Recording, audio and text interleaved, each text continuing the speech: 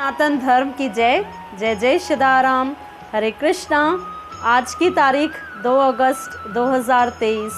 भगवद गीता अध्याय 2 श्लोक संख्या 13।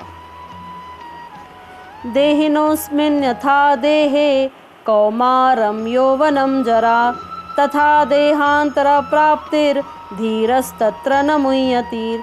जिस प्रकार शरीरधारी आत्मा इस वर्तमान शरीर में बाल्यावस्था से तरुण अवस्था में और फिर वृद्धावस्था में निरंतर अग्रसर होता रहता है, उसी प्रकार मृत्यु होने पर आत्मा दूसरे शरीर में चला जाता है।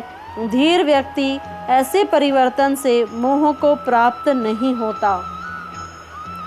अब यहाँ भगवान अर्जुन से बता रहे हैं, समझा रहे हैं अर्जुन को कि जो धीर व्यक्ति है, इसमें सबसे इम्पोर्टेंट शब्द जो है कि धीरस्तत्र न मुह्यति।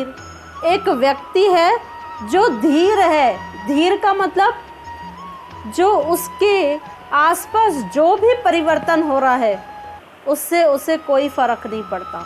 वो धीर है, वो सम है। अब भगवान यहाँ एक उदाहरण दे रहे हैं। पहले तो क्या बता रहे हैं कि ये जो कुमार अवस्था है, बाल्यावस्था, फिर उसके बाद यौवनम मतलब तरुण अवस्था में जाता है, जवान हो जाता है, फिर उसके बाद वृद्ध हो जाता है यानी जरा। कौमारम यौवनम जरा।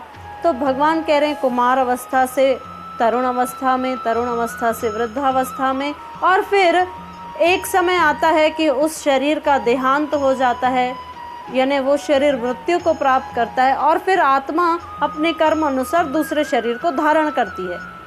तो ये इस परिवर्तन में जो धीर व्यक्ति है वो मोहित नहीं होता।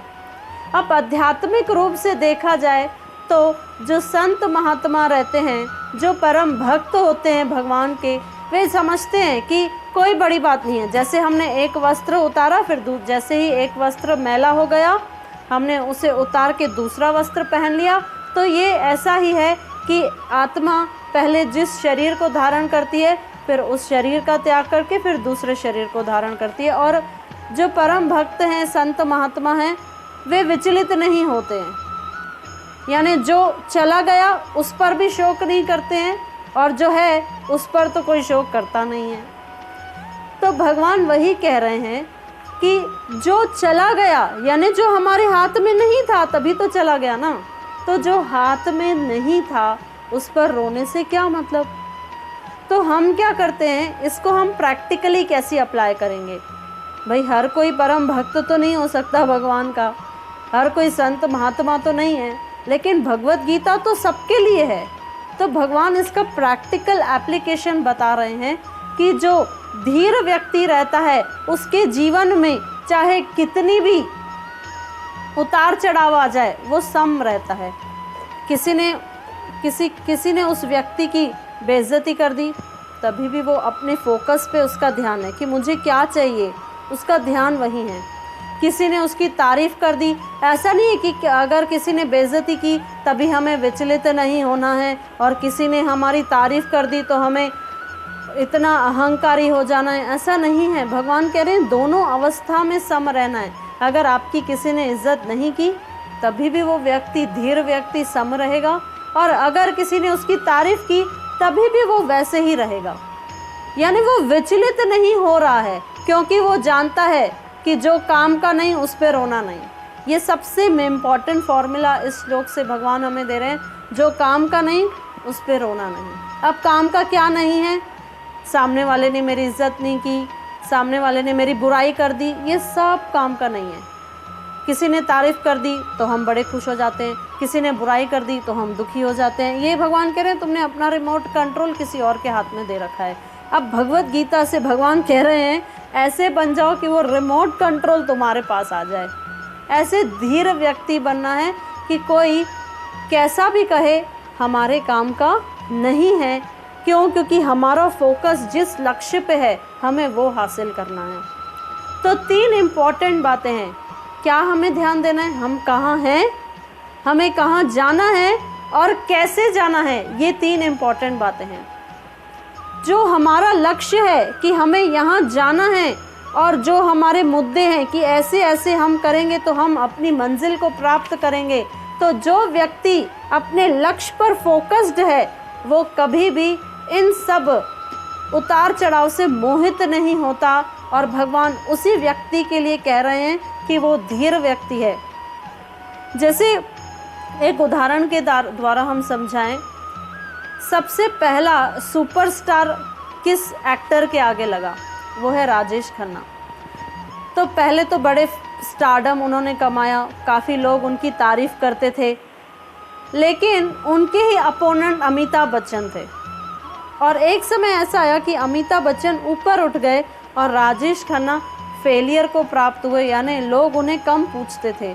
तो वो इतने इस बात से विचलित हो गए कि पहले तो मुझे लोग इज्जत करते थे, अब कोई मेरी इज्जत नहीं करता, कोई मुझे स्टार कह के, सुपरस्टार कह के नहीं बुलाता। तो इतने विचलित हो गए कि नशे में चले गए, यानी नशा करने लगे। और धीरे धीरे ज़्यादा नशा करने से उनका लीवर भी ख़राब हो गया और उनकी मृत्यु बड़ी ही दुखदायक थी। तो क्यों ऐसे हुआ?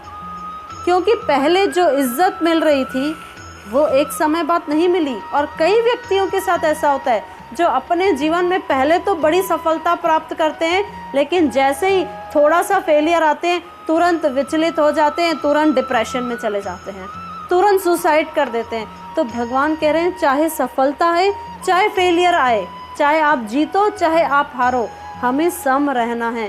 क्यों? क्योंकि भगवान कह रहे हैं तुम इन सब से ऊपर हो। कोई हमें गाली देता है ना, तो हमें ये सोचना चाहिए गाली किसको दी? इस शरीर को। मैं ये शरीर हूँ? नहीं, मैं भगवान का अंश हूँ, इन सब से ऊपर हूँ। किसी ने मेरा दिल दुखाया, लेकिन क्या मैं ये दिल हूँ? किसी ने मेरे मन को ठेस पहुँचाई, क्या मैं ये मन हूँ? नहीं, ना मैं ये चित्त हूँ, ना मैं अहंकार हूँ, ना मैं ये शरीर हूँ, ना मैं ये हृदय हूँ, ना मैं ये बुद्धि हूँ। ये सब लेबल जो है ये सब शरीर के साथ है। आत्मा इन सब से परे है। तो भगवान इस पूरे अध्याय में भगवान का सार यही है बताने का कि जो आपके साथ घटित हो रहा है वो केवल शरीर के स्तर पर हो रहा है, इससे विचलित मत होइए। क्यों? क्योंकि आप इन सब से ऊपर हो। आपके पास वो पोटेंशियल है कि आप सबको हरा सकते हो। किसी में वो ताकत नहीं कि आपको रुला दे। तो ये भगवत गीता हमारे आंसू पोंछती नहीं है, ये हमें इतना धीर बना देती है कि हमारे किसी के पास वो ताकत नहीं होती कि कोई हमें रुला सके। क्यों? क्योंकि जब हम भगवत गीता का आश्रय लेते हैं तब हमारा भगवान के प्रति इस वाणी के द्वारा हमारा विश्वास दृढ़ हो जाता है और हम इस बात को समझ जाते हैं कि हम इन सब से ऊपर परमात्मा के अंश हैं। जय जय श्रीराम। हरे कृष्ण।